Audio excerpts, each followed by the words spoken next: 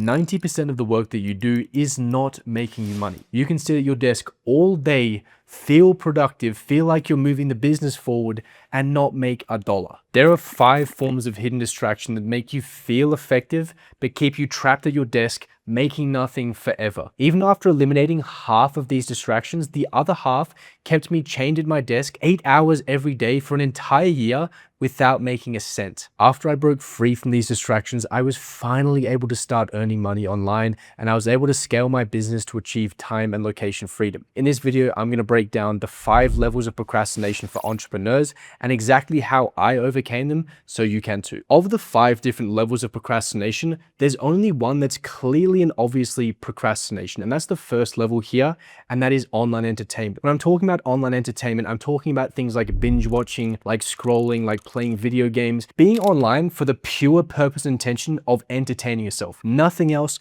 just to entertain yourself. Simply by removing online entertainment from my life, I was able to completely transform myself. Now, I removed online entertainment for over 500 days now and counting. Simply doing this allowed me to unlock so much potential. Do stuff like take on running and run 12 marathons in 12 months. Take on language learning and become conversationally fluent in Spanish in 7 months. Do all these different things and be able to spend 8 hours a day working on my business, although that time was spent pretty poorly, as I'm going to explain later. But I was able to do all of these things, and the reason for that is because I got my most valuable resource back, my time. If you are consuming a lot of online entertainment, then you're just allocating that time to pure garbage. It is just going down the drain because there's no real benefit that you get from online entertainment. If you think about all of the goals you have, like plants, you have a bunch of different plants for a bunch of different goals that you have. The only really way that you can progress these goals forward, assuming you're using your time effectively, is by putting time into these goals.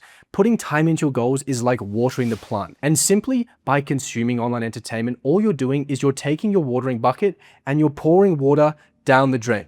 This is just less water that you can allocate to each one of your goals, and as a consequence, you have less of this resource to allocate to pushing your goals forward. Getting all of your time back is like filling up this water bucket so that you have all of this time to allocate to all the different goals you have and allow them to actually move forward. Another huge problem with consuming this online entertainment is you're creating an anchor for your brain. Your brain is constantly comparing the tasks that you're currently doing with online entertainment, with the fact that it can feel really good for basically 0 effort. So if you decide, okay, I want to sit down and I want to work on my business for 4 hours, your brain's going to think about that task and think, okay, if you do that, that's going to be hard, that's going to take a long period of time, and it's not going to feel that good.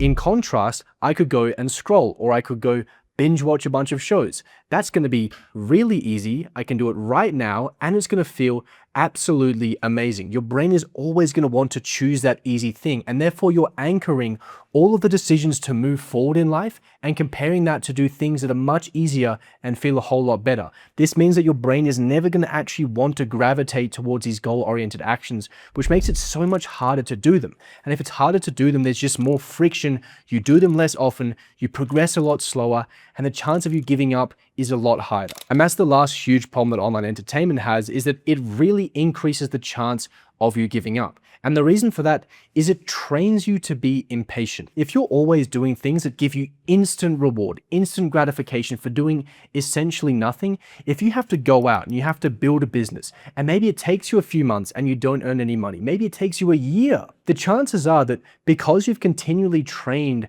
impatience, because you've trained the fact that you receive rewards immediately for doing things, it's very hard for you to conceptualize going out and doing something for a year without getting any real reward. This is what happened to me. I went out for an entire year to try and build my business and didn't earn a single dollar.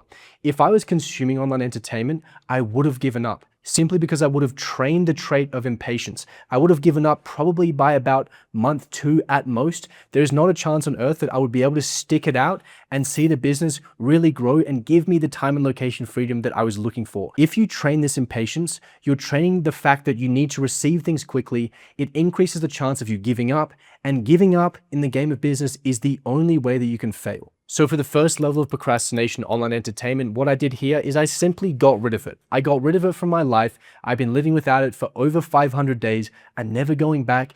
what I noticed was everything is so much easier because I don't have this constant anchor of an easy thing that feels really good. I have so much time back that I can just reallocate and water the plants of all of the different goals I have. Life just felt a little bit better. I had more time back, more attention back, more drive back. Everything felt easier to do.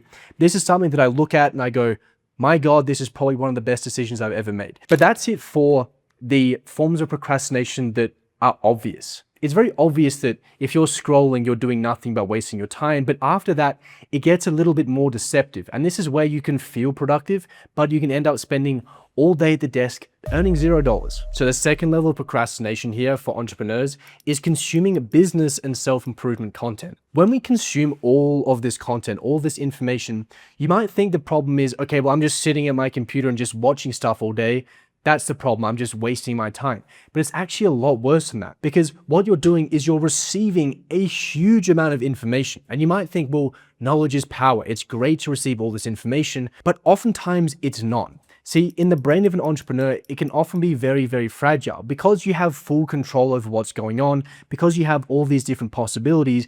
Consuming all this information, it rocks the boat. It makes you constantly question what you're doing and think, should I do other things? Using the example from our previous form of procrastination, if I gave you the task of watching a movie and you had to go out there and pick a movie for me, if you went onto Netflix, you would notice that there are thousands of different options for different movies that you could possibly choose. There's so much on offer. Is that helpful for you? Generally, no. Unless you're searching for something in particular, if you're just going for a browse, it is not helpful whatsoever, because you go, oh, that's a great movie. That's pretty funny. Yeah, but this one has slightly better action. And oh yeah, the actors are better in this one. And there's just too much choice. There's too much overwhelm. And as a consequence, your brain goes, well, I don't know what to do. There's just too many options. On the other hand, if I just said, okay, choose a movie. There's the bookshelf there, and we're back in the 1990s, and here are 2 VSL tapes. Choose one of these 2. It's very easy. You go, yeah, well, I've seen this before and this movie kind of sucks. Yeah, this one's pretty good. Okay, we'll watch that. It's so much easier when there's actually less information. There's less going on, because all of this information is just providing overwhelm. It's providing problems. It's not actually helping you. Now, this could be within your current business strategy. You might go, okay, I need leads. Well, I can get ads. And look, there's all these people talking about ads here. But oh, there's a lot of people saying I should build a YouTube channel. And oh yeah, but cold outreach is really good as well. And there's all of these different subsections within each of these broader ways of generating leads, and you get super, super overwhelmed. That is within the business. That is the internal. But beyond that, you're also looking at all of these other businesses, all of these other possible opportunities. And you look at what you're doing and you say, okay, well, currently I'm doing coaching, but look at AI automation. This is really exciting right now. Maybe I should do this. So not only do you have all of these shiny objects going within your business, but then there's also the shiny objects outside of your business for maybe I should do this, maybe I should do this, maybe I should do this. It's so much overwhelm. It is so much going on for your brain, and it's so much that you don't need to have going on that's not helping you whatsoever. After you consume all of this content, you're not coming out of this going, oh, I have so much clarity. I know exactly what to do. Most of the time you're coming out of this and you're going, I'm so overwhelmed. I have no idea what to do. I also suck. There is a 21-year-old making $100 million. So what am I doing? I should probably quit. You get so overwhelmed and you really start doubting yourself. You have all these doubts and fears and anxiety. I don't think this is productive whatsoever. So what did I do when it came to consuming business content or self-improvement content? Well, for this, I basically got rid of it completely. Outside of buying into a program or two to get specific mentorship and to solve a specific problem, or ask ChatGPT or Claude or some sort of AI a specific question related to my specific bottleneck, I basically didn't consume this information whatsoever. If I did consume this information, it was very specific. I was going onto Netflix and I was searching for the specific movie. I wasn't just going on there to browse.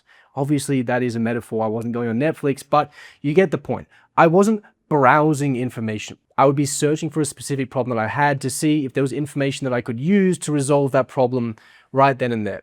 But simply by essentially entirely removing this form of procrastination, what it did for me is it really allowed me to have this clear head. I really fell into the trap of this shiny object syndrome. I started and quit 4 different businesses without making $1 from any of them. And the reason for that is because I would start one and I would encounter a lot of problems and go, But this business doesn't have those problems. So this business is a better option. And then you get into that business and you realize, I don't like these problems either. This business doesn't have those problems. And I kept switching and changing and changing and changing because I had all this information between my ears telling me, try this, try that, do this, do that. I just removed all of that, and it really allowed me to just sit there for an entire year and focus on one thing, even when it wasn't working so well and had a lot of problems. And I kept pushing through that valley of despair to come out the other side. And I honestly think that if I was consuming all of this business content, personal development content, I would not be here right now. The third level of entrepreneurial procrastination is research and planning. Spending all of this time thinking about the things that you want to do rather than just doing the things. One of the huge problems with this is that we look so far into the future. Rather than thinking, what are the things that I have to do right now to get my business to the next level? You think, what's my business going to look like in 2 years' time? What should I be doing then? What are all these problems that I'm going to encounter down the track? How do I solve all of these problems? And all you do is sit at the desk resolving level 10 problems when you're at level 1. The reality is you don't need to resolve level 10 problems until you get there. And you will never get there if you just spend all day researching and planning, because by definition, you're not doing any actions. You're just thinking about what actions you should be doing. One of the big problems with doing all this research and all this planning is you're building up this huge to-do list, and the list just gets bigger and bigger and bigger and bigger, and it gets really overwhelming. And not only that, you're spending time not doing the work, which means you're pushing the task forward into the future. And all that happens when you put off these tasks longer and longer and longer is they get scarier and scarier and scarier. For literally anything that you spend more than a few days thinking about, it just gets to become a really unnecessarily large problem. And if you've stacked up a massive to-do list and you've put off everything just because you're planning and researching, then you're making this to-do list exponentially scarier. And all this fear just causes inaction. There's this common term of analysis paralysis, and this is what's going to happen when you have this massive stack of things to do, and every day you don't do them, they get a little bit scarier. This is a classic one where you think that you're being really productive. You sit down and you go, look at me, I'm planning all these things, I'm resolving all these problems ahead of time, I'm thinking into the future. This is really long-term thinking. This is a long-term play I'm doing. But all you're doing is stacking up this fear, stopping yourself from actually taking action, and all it's doing is just sitting you there in constant paralysis, not doing anything. And as a consequence, if you don't do anything, your business doesn't progress forward, and you've just created this big mountain of fear. The likelihood of you quitting goes up, and how do you fail? You quit. When it comes to research, the way I think about research is learning just in time, not just in case. It is so common that we try and accumulate all this knowledge and all this information because we think it's going to serve us later, but all that happens is it just gets stored in our short-term memory. We don't apply it in the real life, and we just forget about it. So if I encounter a specific problem that is a consequence of a deficiency in knowledge, then I'll go out and I'll find the solution. But if my lack of progress right now isn't coming from a lack of knowledge, then I'm not just going out and trying to learn things just in case. Now, when it comes to planning, I don't think about planning over years and years and years. I have a general idea of where I want to go, what is the end game, what are we moving towards, right? The North Star. But after that, I'm not planning more than a week ahead. I'm really thinking, what am I doing this week? What am I doing right now? What are the key actions I have to do to move me to the next level?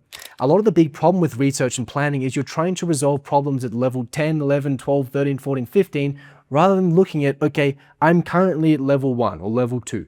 How do I get to level 3? Not how do I get to level 15? So I really look at the week and think, what are the actions that I can do right now to move me to the next level? The fourth form of entrepreneurial procrastination here is side quests. And this is something that I fell into the trap of big time not too long ago. See, basically the whole of 2025, it was quite focused on side quests. While I was spending a good amount of time at the desk doing other forms of entrepreneurial procrastination, I also spent a lot of time obsessing over side quests. And when I'm talking about side quests, for me, that was things like my language learning, things like lifting weights, things like running. These were my side quests, but it can be whatever for you. There's lots of different forms of side quests. The point is that we're allocating a lot of cognitive resources away from our business. When we go back to the plant analogy, you only have a certain amount of water in your bucket to water all of your plants. And what I was doing, and what I see a lot of people do, is they water all their side quests, but they forget to water the main goal. They forget to water their business. And this can be a huge problem because whilst, yes, you're progressing, true, you're progressing in the side quests, and they are by definition not the main goal. So whilst, yes, you're progressing, you're not progressing the one thing that you really need to move forward. One of the huge problems that side quests can have if you don't control them is that they can open up more and more and more rabbit holes. Now, we go all the way back to the business content and the self-improvement content. We go all the way back to the research and planning. These are all huge rabbit holes that just suck all of your time and attention. And if we can seal up all these things, fantastic. But if you have new rabbit holes forming from all of your side quests, these are just more ways that you can waste all of this time and attention. You can fill your head with all this doubt and all this uncertainty. It can cause a lot more problems. Now, I'm a huge fan of side quests. I think side quests are a great thing to have in your life because they add dimensions and layers to your character. Rather than just being the guy that focuses on business, you're the guy who has a business and he has time and location freedom, but you're also the guy that travels the world, and you're also the guy that runs the marathons, and you're also the guy that's in great shape, and you're also the guy that speaks multiple languages, and you have all these different layers to you as a character. You become a more interesting person, you live a more interesting life. Big fan of side quests, not a big fan of letting them get in the way of the North Star, get in the way of the main goal. So there's a few ways I've been able to keep the side quests that I have in my life without them really impacting my business in a negative way. The very first thing I do is I make sure that the side quests always come after the work. I'm playing a game where I work 4.5 hours a day. The volume is fixed, and then after that, all I'm doing is trying to get slightly better leverage, better and better and better returns on my time to progress through the levels of the game, unlock more things, live a more interesting life, which is great. But that is the main game I'm playing. That is the North Star. So that goes first. That is the first thing that happens in the day. No resources cognitively, no resources physically go to anything before they go to the North Star, to the main goal. So this means that all of my side quests happen in the back half of the day. Simply by doing that means that they're not intruding on you in terms of what you're thinking about during your work blocks. You're not wasting energy on them. For example, you're not waking up and first thing in the morning going for a run or going for a workout and then rocking up to your work block a little bit tired. Never, ever, ever happened. All this stuff comes at the back end of the day. The other big thing I do here is I figure out what is the goal that I have for my side quests, very, very clear and specific on that. And then I figure out what are my inputs. Side quests are very, very easy to know what are the inputs to. We have all this information now. There's no longer a deficiency in information in the world, thank you to AI, and thank you to a crazy amount of content that's been put out. So what I do is I figure out very quickly, okay, what are the small set of 80-20 actions that I can do to get me to my side quest goal? I figured that out within a day or two, and then after that, I barely ever touch it. I just leave it how it is and just take those actions. By doing that, I don't open up these rabbit holes for me to dive down into, because trust me, you can spend all of your life figuring out, how do I slightly optimize my muscle building process? How do I run slightly faster marathons? How do I slightly more optimally learn this language? It's infinite. It will go forever. I simply figure out, okay, what are the small set of actions that I can do that give me the biggest returns on my time, and just focus on those. They're the side quests. It's not the main goal. You don't have to absolutely perfect every single little part of this, but just figure out, okay, what are the core things? But as soon as you do that, as soon as you have all the side quests on the back end of the day, and you're just focusing on taking action on the 80-20s rather than figuring out how to perfect and how to optimize, you can progress these all really quickly, and they don't intrude on the business. The fifth and final form of entrepreneurial procrastination. Now, this one might be controversial, it might not be, but this has become glaringly obvious to me over the past few months working with a lot of different entrepreneurs, and that is product building. We spend all day for months and months and months trying to build something scalable, but what have we actually built? Because generally what we've done is we've tried to build something scalable, but we never had a huge amount of clients in the first place. We don't really know what are the pain points. We're guessing what they want, and we're just trying to build this thing that's really scalable, that's going to eventually get us to the point where we never have to work again once we just build this one thing out. So we keep adding and adding and adding all these different features, and we're just in this state of absolute perfectionism, and we get absolutely nothing out. And when we do get something out, you probably realize, well, this isn't really what people wanted in the first place. Now, don't get me wrong, I'm a fan of leverage. It's literally the game I play. My volume is fixed. The only way I can grow is by getting better and better and better and better and better returns on my time. But that's what leverage is. It's getting the best possible returns on your time. And oftentimes, doing scalable things, especially at the start, is not the best return that you can possibly get on your time. For most online businesses, when you try and build something scalable, all you're doing is spending all of this time trying to build this thing that's going to be absolutely amazing and scalable, but you have this absolute perfection mindset. You keep adding and adding and adding and adding. When you finally finish it, if you ever do, you ship it to your customers and they get worse results than they would if you just worked with them one-on-one or you did it for them. They get way worse results, and guess what? You can't charge as much for a scalable product, a scalable system, something like a software, something like a course than you can doing one-on-one or doing done with you. So this means you end up spending more time, you end up getting worse results for your customers, and you end up earning less money. This is not high leverage, this is low leverage. So how did I resolve the procrastination problem of constantly trying to build out a product? Well, as you know, the game I'm playing is working 4.5 hours a day. The volume is fixed. The only thing I can do is get better and better returns on my time with better leverage. Going back to the very start of the game, what I thought about is how can I do things that are easy to sell, hard to deliver? And by that, I mean, you're basically holding your client's hands through the journey, or you're just doing it for them. You're basically making it almost impossible for your clients not to get really good results. And as a consequence, A, they're going to get good results, and B, you can charge a fair bit for it. So at the very start, you're going to start actually making money pretty quickly. And also you're going to start getting good results. But what you'll notice is that your time starts filling out, and you'll get to the point where, okay, you're using basically all of your time, all of those 4.5 hours a day, they're getting filled. At that point, that is when you start thinking, okay, how can I make this slightly more scalable? How can I add more people, more clients into this system without adding more time for me? Oftentimes, this doesn't even involve you changing the product at all. It might just mean that you have to outsource a few things. You might have to have a few people doing things for you. Maybe you have to outsource a sales rep. Maybe you have to outsource a video editor. But there's no point in trying to build out an amazing course or try and build out this amazing software product that's infinitely scalable until you're at the point where you need something more scalable. This is again the idea of learning in time, not in case. It's the very same thing. You're building in time, not in case. If you continue doing these 5 levels of procrastination, I guarantee you, I promise you, you're not going to make any money doing these actions, and they're just going to overwhelm you. They're going to confuse you. They're going to add all of this doubt. They're not helpful whatsoever.